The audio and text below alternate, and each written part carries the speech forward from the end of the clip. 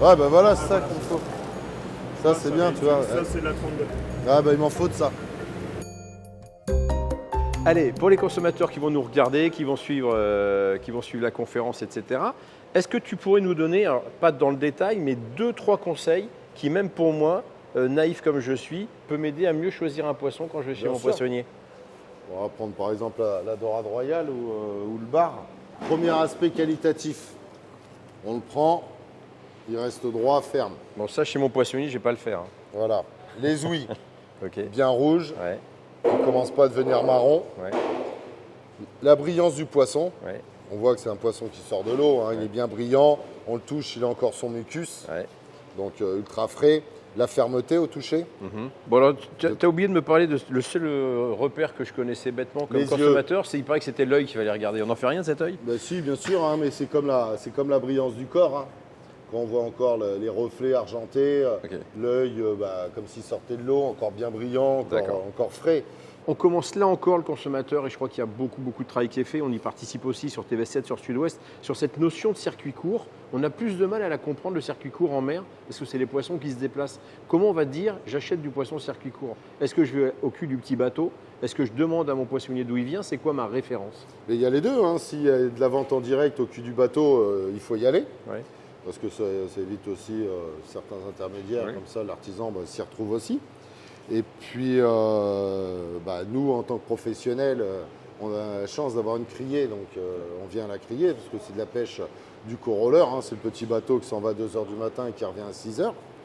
Et le vrai artisan, mais c'est ça. C'est redonner aussi les lettres de noblesse à chaque corps de métier. Ouais. Un vrai poissonnier doit être sur la saisonnalité, la qualité, le conseil. Ça, c'est du chinchard. Moi, tous les C'est pas le poisson qui fait envie, on est Ah d'accord? bah non, mais Chacha? tous les copains qui pêchent vont vous dire c'est du poisson pour les chats. C'est ça. Sauf que c'est un poisson qui ne supporte pas la cuisson. Parce qu'il sera fibreux, pailleux. Mhm. C'est un poisson qui se mange cru. D'accord. Famille des tonidés, rempli d'oméga 3, espérance de vie très courte, très sain pour la santé. Et cru, soit en sashimi, carpaccio, tartare, tout simplement magique. Allez, la dernière, on va rejoindre ta brigade et la cuisine. Qu'est-ce qu'on va retrouver, qu'on a ici et qu'on va retrouver et dans la cuisine et qu'on va retrouver sur la table de tes clients euros de midi? Eh ben, on va retrouver de la sèche, on va retrouver du turbo, on va trouver de la sardine. Là, on commence à fouiner un petit peu pour les jours à venir, pour les petits chipirons, pour les petits casserons, pour les tailles Tu de dis on sèche. fouine parce qu'on est en début de saison?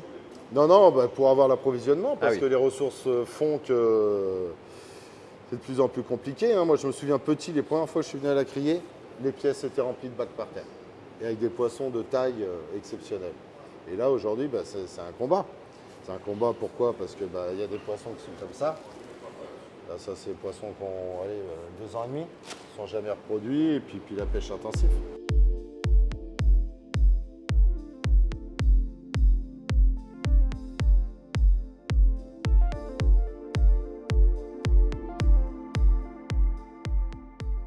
La pédagogie, vous l'avez, Christopher. Par contre, comment vous faites passer le message par vos équipes pour faire passer le message et qu'il soit accepté à des clients qui viennent en plus avec une gourmandise, avec des moyens et qui ne vont pas forcément comprendre qu'il n'y a pas le poisson qu'ils ont envie de manger?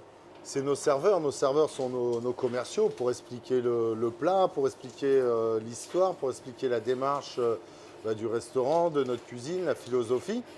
Et voilà, tout simplement, nos serveurs expliquent aux clients que c'est une cuisine sauvage.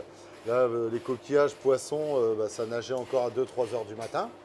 Et on explique tout ça, quoi, toute cette démarche. Est-ce que cette volonté de faire une pêche durable, d'avoir des produits durables, n'est pas quelque chose qui va nuire au plaisir de manger et à la qualité de ce que je vais pouvoir trouver, justement? Et non, justement, ça embellit et ça amplifie le plaisir de manger. C'est-à-dire que le manque donne encore plus envie de retrouver le produit.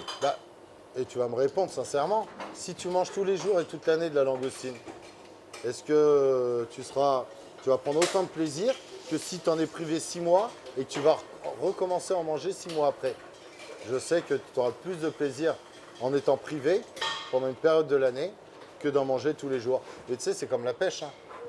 Si je pouvais aller à la pêche tous les jours, je prendrais moins de plaisir que si j'en suis privé, que j'y vais une fois par week-end.